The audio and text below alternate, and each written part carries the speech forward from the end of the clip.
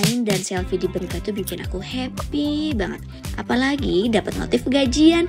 Yes, aku senang banget hari ini. Gak lama aku langsung tarik uang aku di BCP karena posisinya gak jauh dari perempatan Braga tadi. Nah ini aku langsung tarik uang aku sesuai dengan kebutuhan aku. Kira-kira ambil berapa ya? Alhamdulillah, uang gaji pertama aku keluar juga ya Allah. Terima kasih atas segala nikmatmu. Nuy, bayar pajaknya dulu Nuy. Kan udah gajian Nuy. Sini bayar pajak dulu di kios Samsat.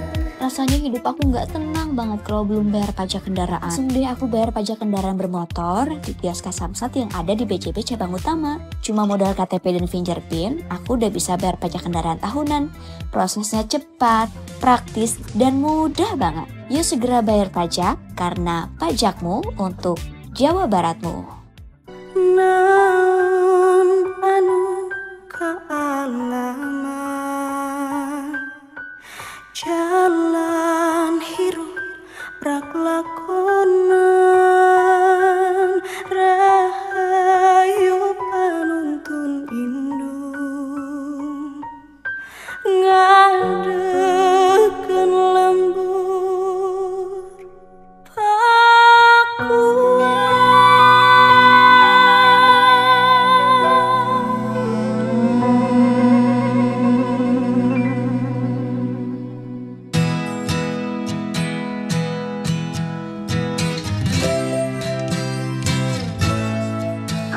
ini yang dibutuhkan dalam sistem kepemimpinan. Kenapa sistem kepemimpinan ini dibutuhkan? Karena pada akhirnya keputusan seorang pemimpin itu harus didasarkan pada kemampuan dia memiliki kendali terhadap intelektualitasnya, kendali terhadap emosionalitasnya, kendali terhadap spiritualitasnya. Kenapa tiga-tiganya harus dilakukan? Karena kita memasuki sebuah alam terlihat, alam yang dan tidak terlihat, alam yang terjadi dan alam yang akan terjadi.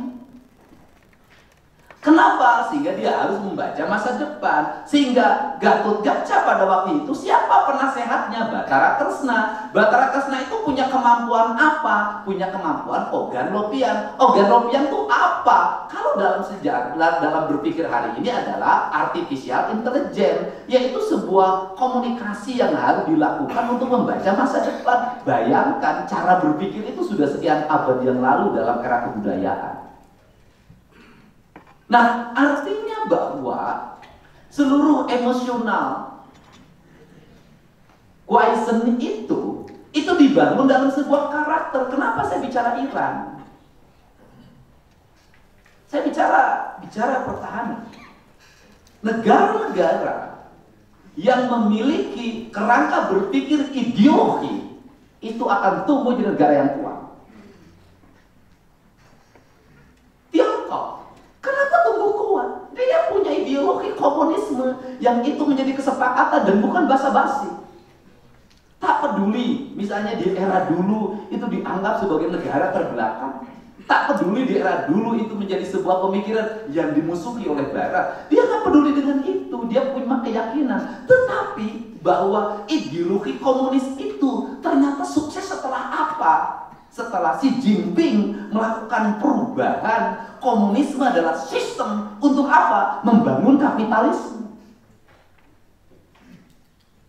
Setelah Xi Jinping membuat ruang berpikir, negara harus melakukan apa? Mulai dari apa? Mulai dari ATM. ATM-nya apa? Tradisi, menganalisis, meniru. Yang dilakukan oleh orang Tiongkok. Ketika kita ngomong waktu itu tentang standarisasi hak cipta, di Tiongkok waktu itu dibajakan di mana-mana. Di Tiongkok barang-barang di mana-mana. Awalnya dia memulai, dia berhasil apa? Karena keuletannya. Motor dulu yang diejek menjadi motor yang baik. Mobil dulu yang diejek menjadi mobil yang baik. Pesawat yang diejek semuanya meniru, berani dia meniru dan tanpa ada rasa takut. Dari meniru itulah dia akhirnya menyempurnakan. Nah, ini kan yang terjadi. Nah, kenapa mereka cepat? Ada satu kesatuan pemikiran, satu kesatuan komando, lahirlah satu kesatuan gagasan, dan satu kesatuan pikiran, serta satu kesatuan visi. Artinya pada akhirnya komando menjadi penting. Kenapa Kenapa misalnya TNI, Angkatan Udara lebih solid? Satu komando. Salah benar, satu komando. Akhirnya apa? Di TNI tidak ada anggota yang berani melawan atasannya. Siap salah, siap salah. Padahal yang benar dia, bukan atasan. Dia yang salah. Siap salah, siap salah. Tapi biasanya kalau atasan yang pinter, nanti tinggal di depan pasukan. Sebenarnya kami yang benar. Tapi kan kewibawaan saya nggak boleh runtuh oleh kamu. Rahasia. Saya kan pernah jadi pemimpin. Masih. Siap salah, siap salah. Pak, saya gubernur ya.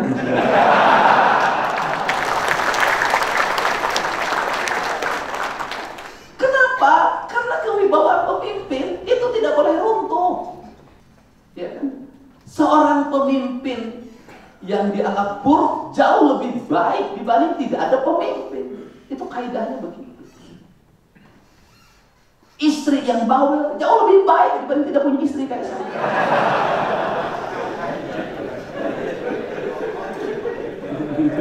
Itu penting. Jadi karena apa? Karena suatu saat kita akan kehilangan kebawelannya. Kangen juga sama yang bawel ya. Tapi saya tidak pernah kangen. Perasaan pembicara yang membuat Anda tertawa cuma saya aja. Nah, jadi ini yang dibuat. Nah, untuk apa? Karena negara harus punya wibawa, institusi harus punya wibawa. Ketika institusi atau negara atau lembaga atau kepemimpinan hilang kewibawaan pemimpinnya, maka negara akan kehilangan pemimpinnya. Di saat negara kehilangan pemimpinnya, kalau tidak ada mekanisme yang cepat untuk menyelesaikan, maka terjadi kekacauan sosial yang jauh lebih berat. Dan itu dialami oleh Iran. Nah, kemudian kita bicara Iran. Saya udah ngomong ini lama dan ramai. Kenapa? Iran punya apa sih? Dia punya ideologi. Ideologinya apa? Ideologi kaum mustada'ifin. Ideologi orang-orang tertindas. Maka Iran itu pasti ceritanya menangis. Doa-doa. Di ulama Iran itu pasti doanya tentang tangisan. Tentang tangisan apa? Tentang tangisan penderitaan keluarga Rasulullah. Dan itu versinya Syiah. Saya tidak akan ikut dalam pergulatan itu. Itu bukan wilayah saya. Saya adalah Prabu, bukan Resi. Waduh. Prabu itu raja, pemimpin, komandan. Nah, kemudian kenapa? Karena dia merasa orang yang terasingkan, orang yang teralienasi, orang yang terpinggirkan, orang yang hak-haknya diambil, orang yang dibunuh, dipenggal kepalanya, maka dia punya tradisi Karbala. Di era tetap dia tradisi Karbala, memukul dadanya sampai orang sakit-sakit terus. Setiap peringatan Karbala menjadi gerakan yang luar biasa, dan itu speed bagi orang Iran untuk maju, untuk bangkit. Cara kita tidak ditindas, cara kita tidak dipinggirkan, cara kita tidak diasingkan adalah kita harus cerdas, kita harus menguasai teknologi, kita harus menguasai ekonomi. Baik, dipimpin oleh seorang mulai namanya Imam Khomeini. Sebuah negeri tradisi. Kemudian kepemimpinannya konsisten. Pemimpinnya pemimpin yang betul-betul visioner, bekerja untuk rakyatnya. Ulama-ulamanya konsisten. Ulama-ulamanya berpengetahuan tinggi, hidupnya sederhana. Dia hidup di antara orang-orang miskin. Maka lahir kepercayaan publik yang tinggi. Umatnya yang begitu percaya pada dirinya mengakibatkan apa? Apa yang ada dalam dirinya, bahasa orang Sunda, saciduh metu saucapnya ini para resi. Artinya apa? Ludahnya itu menjadi sesuatu, ucapannya menjadi kenyataan. Masyarakatnya nggak bisa dipecah belah walaupun ada oposisi, sisa Riza Pahlavi, dan itu sudah dianggap apa oleh orang Iran, sampah masa lalu, sampah peradaban, sampah penindasan. Tapi gemuruh publiknya sangat luar biasa. Apa yang dilahirkan? Kekuatan, kesatuan, satu energi, satu perasaan, teknologi yang tinggi berbasis kemampuan spiritual, kultural yang sangat kuat. Apa yang akhirnya dilahirkan? Negara yang disegani, negara yang ditakuti. Tidak tanggung-tanggung, negara super powerful berhitung banyak untuk berperang. Nah, berangkat dari itu, apa yang harus dilakukan di negeri ini, daerah kita? Kenapa saya ngomong ngomong sebagai orang Jawa Barat ya, saya kenapa dari awal konsisten ngomong tentang tradisi kepemimpinan, tradisi kebudayaan, cerita tentang Prabu Siliwangi, cerita tentang Pajajaran, cerita tentang simbol-simbol, cerita tentang wayang dalam setiap waktu. Saya dianggap Deddy Mulyadi mengembalikan ke zaman baku, bagi saya tidak. Kenapa? Ikatan emosional itu akan melahirkan sebuah gerakan publik di mana manusia ada dalam satu kesadaran. Siapa kita, sedang di mana, dan akan kemana. Nah, ini yang dilahirkan. Nah, sistematika ini kan dibangun di TNI. Saya Kostrat, saya Kopassus, saya Marinir, saya Paskas, kalau sekarang saya Kopasda, saya penerbang. Gitu. Nah, kan itu dibangun itu menjadi sistem. Dan sistem itu menjadi kekuatan, menjadi culture, menjadi kebudayaan terikat. Terikatnya bukan hanya ketika menjadi anggota, ketika lulus selesai jadi anggota menjadi purna, tetap dia menjadi seorang kesatria. Kan itu. Nah, apa sih yang terjadi dalam politik sipil kita? Dalam politik sipil kita, ikatan-ikatan emosional itu runtuh. Ikatan-ikatan ideologi itu runtuh. Ikatan-ikatan kebudayaan itu runtuh. Kenapa runtuh? Oleh apa? Pragmatisme politik, pragmatisme kebudayaan, pragmatisme emosional, pragmatisme spiritual. Dan sendi-sendi sipil itu, sendi civil society itu adalah sendi-sendi yang kuat yang harus dibangun dalam sebuah apa? Dalam sebuah hamparan tentang karpet kebudayaan, karpet ideologi. Jadi kalau bicara Indonesia, bicara Jawa Barat, apa yang membuat ikatan-ikatan ini menjadi rusak? Karena runtuhnya tradisi pada sebuah wilayah, di mana tradisi itu digantikan oleh struktur kekuasaan. Struktur kekuasaan tidak paham kebudayaan, tidak paham pengetahuan, tidak cekatan, mengakibatkan apa? Kehancuran moralitas lingkungan. Saya ngomong ini sipil. Kenapa sekarang desa berantakan? Karena dulu di desa itu pasti ada tokoh yang kuat. Dia ahli lingkungan, dia ahli pertanian, dia ahli bangunan, dia ahli tata ruang. Dia memiliki pengetahuan yang cukup. Berdasarkan apa pengetahuannya? Sekolah bukan, penghayatan terhadap lingkungan. Maka basic kebudayaan Indonesia pasti penghayatan. Nah, setiap wilayah punya kelompok penghayatan yang menyatukan diri dengan seluruh alamnya. Sehingga kaum penghayat ini sangat disegani dalam sebuah lingkungan, dan dia menjadi kaum yang bersih. Kaum yang bersih itu apa yang dia jaga? Lingkungan dan ekosistem. Lahirlah ilmu kebudayaan dan agama-agama kebudayaan bukan agama kebudayaan di Indonesia yang melahirkan keyakinan dan menganggap dirinya sebagai kelompok agama. Itu adalah orang-orang yang lahir dari lingkungan yang dia ditugaskan. Kalau saya tinggal di sini, maka saya harus memuliakan tempat ini, harus menjaganya. Maka lahirlah ajaran papat kalima pancer, papat kalima tunggal, yaitu apa? Tanah, air, udara, matahari. Tanah hitam, air putih, udara kuning, matahari menjadi merah. Papat kalimat tunggal itu maka kaum penghayat, apakah itu Sunda Wiwitan, atau Kaharingan, atau kaum apapun, atau Bali Age, pasti bertuhan bagi dia adalah bersenyawa dengan seluruh semesta itu. Hidupnya tidak boleh berlebihan, tidak boleh merusak. Dia harus menjaga dan merawatnya dan satu kesatuan. Lahirlah manusia yang bahagia. Nah, sehingga dia memandang dari situ, dia kokoh.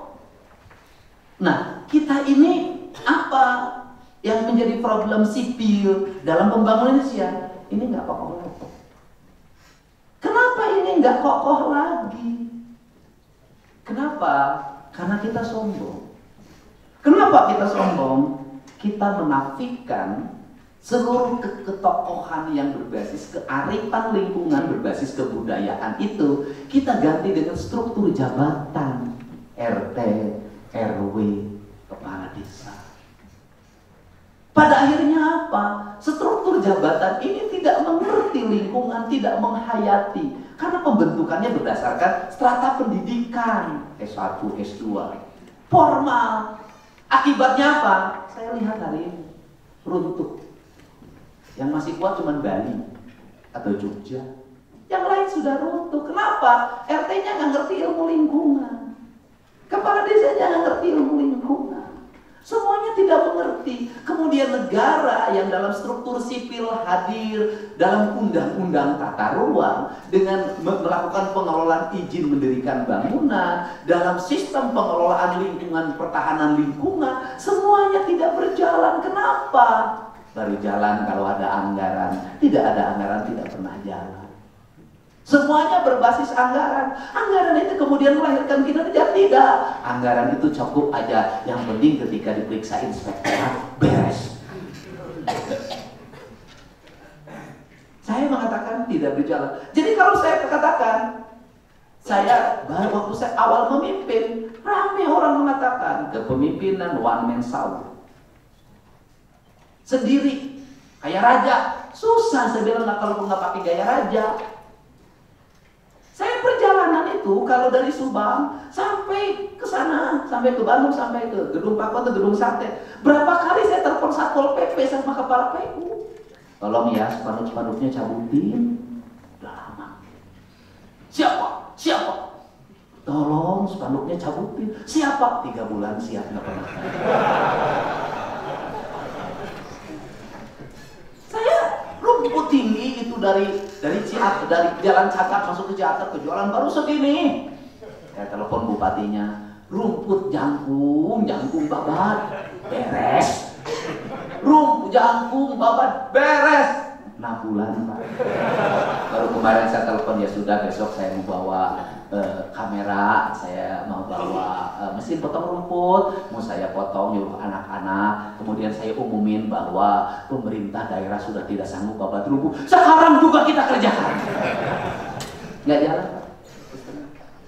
Kenapa tidak jalan? Kan nggak ada judul operasi mencabut spanduk. Jadi kenapa ini beres? Bersih sekarang kan? Karena saya turun. Bongkar, rapikan. Bully suruh sama saya. Kenapa? Negara harus mulai mengatur. Pemerintah harus mengerti ekologi, ekosistem. Setiap manusia harus tahu hak dan kewajiban. Negara jangan melakukan pembiaran, kesemrawutan dan kehancuran di kawasan Ciater, di kawasan Ciwidey, di kawasan Puncak semua. Saya akan turun benahi dan beresin. Saya akan turun. Kenapa sekarang orang pada takut nurut? Bukan oleh Deddy Mulyadi, tapi oleh viral. Jadi orang Indonesia ini cepat berubah kalau dipermalukan. Budaya yang sangat buruk. Tetapi itu harus dilakukan. Ini sipil kita Pak. Dan kemudian setiap ketokohan ngomongin apa hari ini itu? Duit. Semua. Setiap pembicaraan ujungnya. Nah, ini lemah. Kelemahan ini melahirkan apa? Kos produksi pembangunan sangat mahal. Kos produksi pembangunan mahal ini apa beratnya dalam masa depan? Siapa yang bisa menjamin fiskal itu tetap stabil? Siapa yang bisa menjamin bahwa anggaran kita itu akan terus mengalami grafik peningkatan? Apa yang saya kagumi di kalangan TNI, saya tahu biaya pemeliharaan Sesko itu kecil dibanding Pemda, jauh. Tapi kenapa bersih? Kenapa? Karena shield. Kenapa? Prajuritnya shield. Shield apa? Shield dicabok. Shield dipus-pusat. Di sipil kan nggak bisa, Pak. Itu enaknya jadi tentara. Hukumannya internal. Coba kalau Pemda hukumannya internal lebih bersih dari tentara, Mas.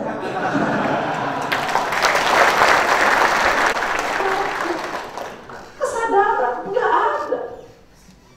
Di Pemda semuanya outsourcing, sudah ada timnya. Tim bersih kaca sudah ada. Tim sapu sudah ada. Semua sudah ada. Di sipil, di TNI nggak ada. Pokoknya Bapak tentara jurusan Bapak. Padahal itu di pendidikan TNI aku Bapak rumput enggak. Makanya ketika pulang kampung, kamu teh apa? Angkatan Udara. Kok sama Bapak lihat kamu lagi ngechat? Angkatan Udara memang harus bisa ngechat.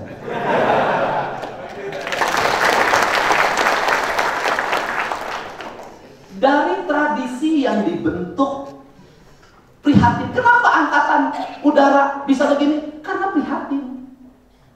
Kenapa prihatin? Anggarannya kecil.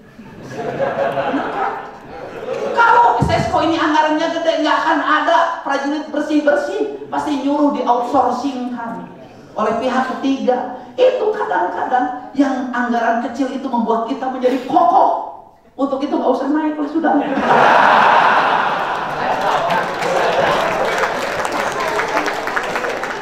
Jadi sesuatu yang kurang, sesuatu yang prihatin, sesuatu yang serba tidak ada, tidak akan membuat kita menjadi lemah, tapi bisa jadi akan membuat kita menjadi kokoh dengan satu catatan, sama rata, sama rasa. Ya kan? Semua harus prihatin, baru akan jadi kokoh. Tapi kalau yang satu prihatin, yang satu pesta, bubar pasukan. Benar gak? Iya, karena kita itu sifatnya sarwa, susah. Ini jadi apa yang membuat lebih teman-teman di TNI itu adalah karena kemampuan bertahan pada sebuah keadaan. Dikatakan salah padahal benar, siap salah. Itu. Kalau hatinya ya sebenarnya sakit. Gitu. Jadi apa yang membuat Deddy Mulyadi sukses diantaranya karena menahan rasa sakit yang lama itu.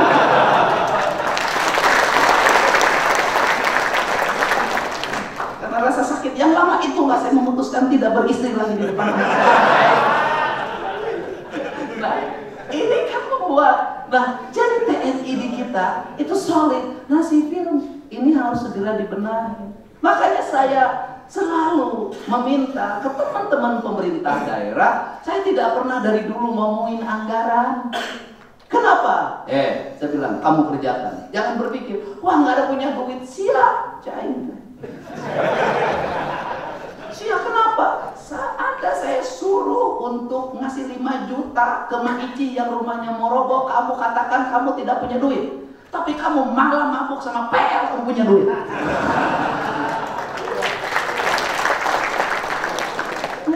Saya nggak bisa teman saya itu, makanya saya banyak orang yang tahu karakter dari dulu. Udah, kenapa? Nggak boleh. Kenapa? Itu beda dengan sumpah seorang abdi negara. Nggak pengabdian. Nah, karena itu maka kalau kita mampu membangun kepemimpinan culture yang didasarkan pada tradisi dan kebudayaan, kemudian kita masuk yang kedua adalah kita masuk dalam kepemimpinan sains yang didasarkan pada intelektual dan pengetahuan, maka Indonesia ini nggak akan ada yang bisa ngalahin. Kenapa? Karena dia punya 2 karakter itu. Makanya negara-negara yang punya basic tradisi yang kuat itu cepat maju. Vietnam dulu terpuruk karena perang, tapi dalam waktu sekejap itu meninggalkan kita. Kenapa? Karena dia sudah punya basic culture, kreatif, dan dalam lingkungan yang sangat kokoh dengan ideologinya. Setelah itu masuk pengetahuan, kebebasan berpikir, maka dia coba. Nah, untuk itu maka pada hari ini mengatakan enaknya jadi sipil adalah itu, punya kecukupan pembiayaan. Enaknya jadi tentara itu apa? Walaupun tidak punya kecukupan biaya, tetap survive. Bajunya tetap rapi, sepatunya tetap mengkilat, sabuknya dibraso, tanda pangkat siap, di hadapan pimpinan tidak pernah kelihatan lelah mengeluh, siap melaksanakan tugas, kalau Bapak perintahkan saya kerjakan, mati pun siap. Oh gitu.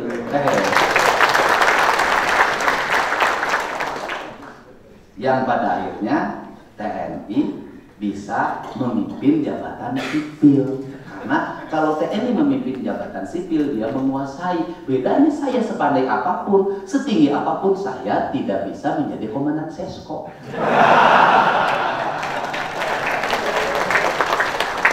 Komandan Sesko bisa jadi gubernur. Gubernur tidak bisa jadi komandan Sesko, kecuali gubernur Lemhanas. Gitu. Nah, ini kan bedanya. Tetapi ya pada akhirnya sistem kepemimpinan itu unik. Karena pada akhirnya yang tertinggi dalam sikap memimpin itu adalah seni. Apa itu seni? Seni memimpin. Karena seni memimpin, ya di kita pesawat yang tahun berapapun hanya di Indonesia, pesawat yang di negara lain sudah dipakai, di kita masih terbang hanya di Indonesia. Kenapa? Karena orang Indonesia mah turunan Gatot Kaca. Hanya di Indonesia. Prihatin. Saya ngomong ketemu dengan komandan marinir Pak pada itu amfibi yang orang Amerika begitu lihat aneh. Kenapa? Itu di negaranya udah ngeri Pak, di kita nggak bisa loncat. Iya, itu hebatnya orang Indonesia itu. Jadi orang Indonesia itu pada akhirnya pintar-pintar Pak, melebihi orang Amerika. Saya hanya di Indonesia motor tahun berapa masih maju. Hanya di Indonesia ada bengkel yang serba bisa. Dan hanya di Indonesia, di luar negeri nggak ada Batman, pasti kena setrum mati. Di Indonesia Pak, bisa naik ke tiang listrik, nyuri kabel.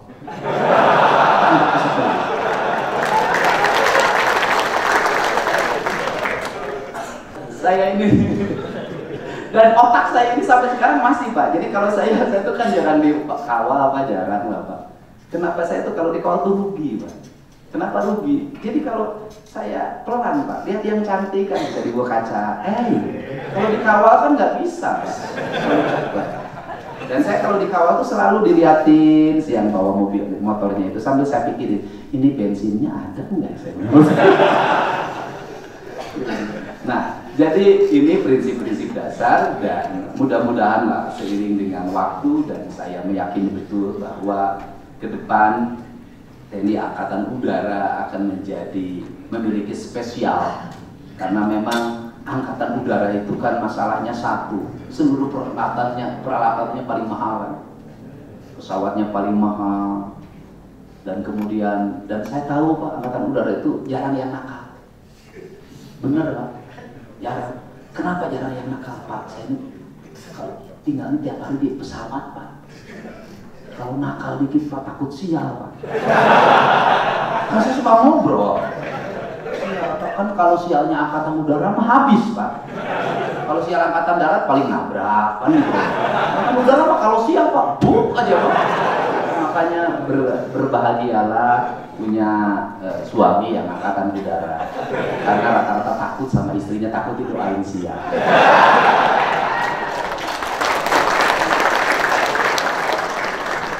Yang keduanya bekal nakalnya juga nggak ada.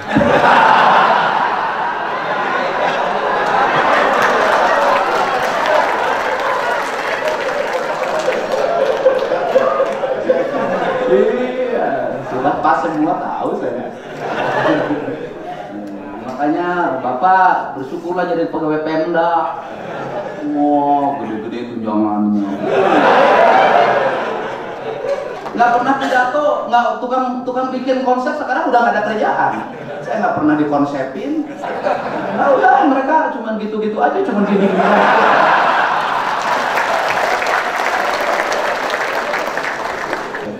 Tapi udahlah Pak, enak Angkatan Udara. Sudah lah Pak. Saya tahu berapa Bapak tahu saya.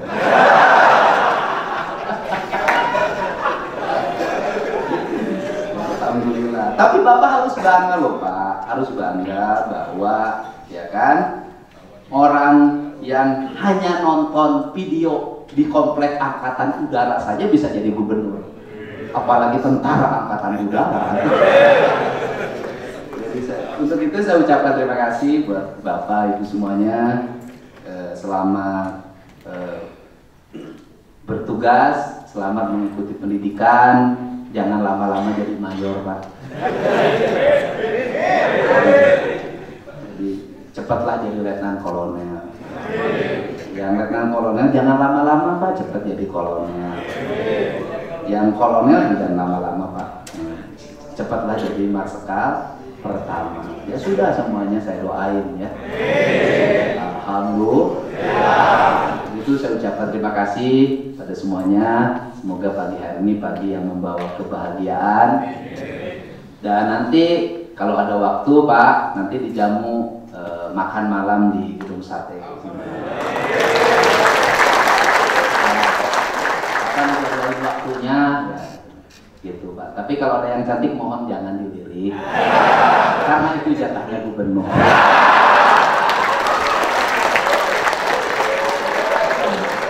Terima kasih Pak, sehat selalu. Mohon maaf saya tidak mengantarkan pengetahuan, saya hanya mengantarkan kebahagiaan.